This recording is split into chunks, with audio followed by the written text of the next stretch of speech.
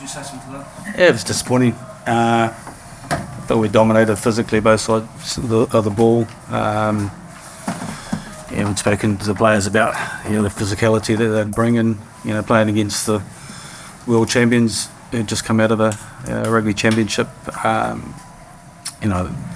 The only positive I can take from that is that, hopefully there's a lot of learning that some of those players would have got from today. When you looked at the side in terms of the experience, obviously you lost 3 players, was that the sort of game you expected? The disappointing thing for me as well is probably the soft tries that we gifted them. They didn't help, throwing a couple of intercepts, and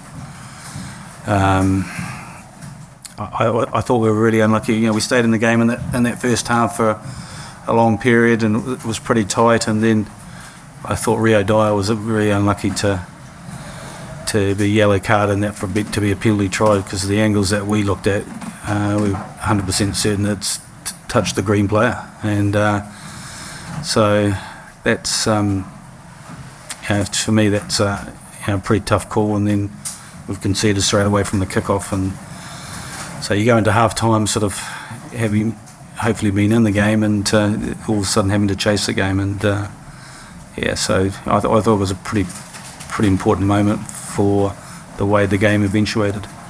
You've got 24, 48 hours now to pick the squad. Have you learned a lot from that? The questions been answered? Yeah, I think so. I think we'll go back to the hotel tonight and sit down as coaches and hopefully finalise it. If we need to have some more discussion, we can do that tomorrow morning. So so it's possibly some of those questions that we've got would have made it a little bit easier for our discussions tonight. When you have a defeat like that, can you just park it? It's the World Cup's just around the corner. Can you just? Yeah, I think the big thing is we wanted to give everyone an opportunity. We wanted to find out about players. There's no doubt we're going to pick up injuries during the World Cup as well and every team will do that. So players that have had some game time, that have been a part of the squad for last number of weeks, hopefully will come in a little bit better prepared, and I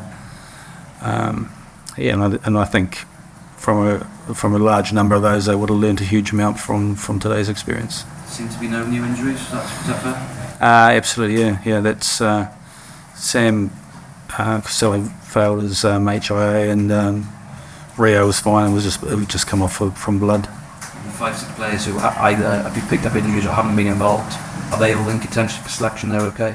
Yeah, look, Dan Bigger was fine today, and Liam Williams could have played, but part of the thing that we wanted to do is we wanted everyone to take a part in trainings all week to build some confidence and stuff from those players having trained. So we'd made a decision that it wasn't, given that we've got a few guys that have got a few niggles, it wasn't worth putting them out there to risk that. The fellas haven't played, but they're in contention, and they're not because they haven't had the matches, but they're away. Yeah, well, I think they're in contention because of the experience, and if they were young players, it would be very, very difficult to select them. But given their vast amount of experience and stuff, they definitely will be part of those discussions. Jack, how tough was that today? It was a tough game.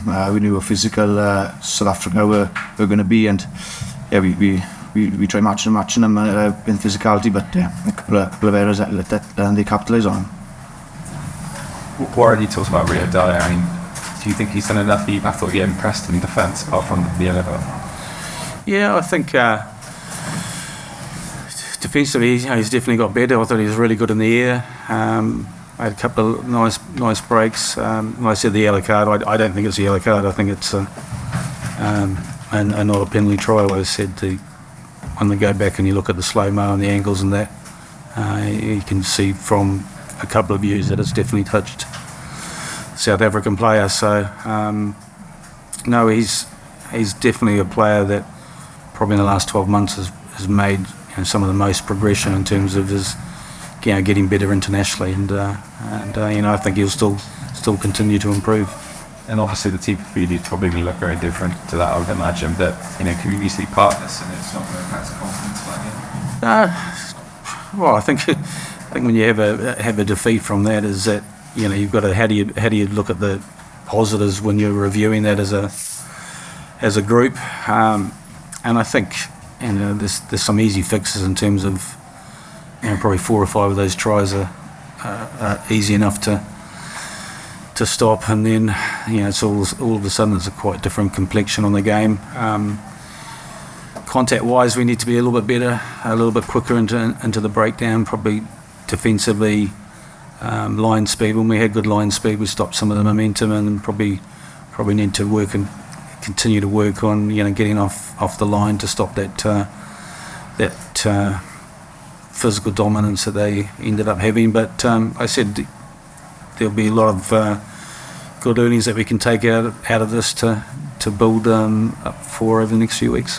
Just last for a moment, how do you sum up the 3 games? Are you happy with where you go into France now? Not so happy today, but I was pretty pleased with the progression we've made, how hard we've worked. Looking at some young players and giving them opportunities.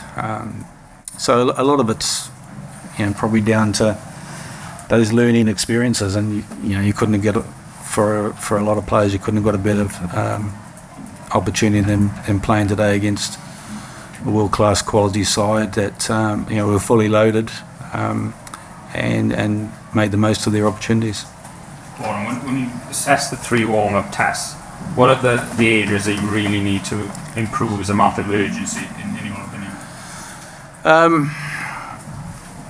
I was pleased with the first couple of games in terms of the physicality that we brought to against England, and we probably weren't quite there today. So that's something in terms of the breakdown, being a little bit cleaner and things. We looked a little bit disjointed from an attack perspective. I think there was we created some nice chances down the short side, and probably needed to look at that a little bit more often.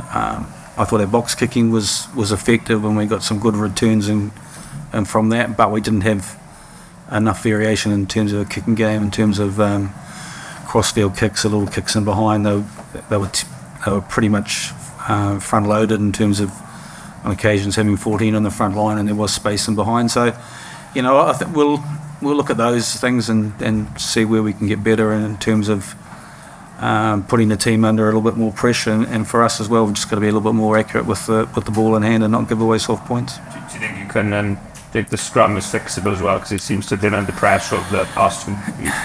Yeah, that was we have done a lot of scrum work and worked on our speed getting out, and up against a big forward pack. I thought as the game went on, we got a little bit better in terms of scrum time, but definitely the first 3 scrums to concede penalties, does not help the momentum of the game in terms of how you want to be in it, and does, like I said, does put you under a huge amount of pressure when that happens. And just finally for me, first time you've seen Johnny Williams play for Wales since you've been back, how do you think he went? Yeah, I thought he did reasonably well. There's some good carries in that. There was possibly an opportunity when he's gone and thrown that intercept that he could have passed a little bit earlier. He hasn't played for a while, and I thought he had some a couple of nice touches, particularly early on the game in the first half. So. Okay, and Kenan, if you want to ask a couple of questions in Welsh. Jack,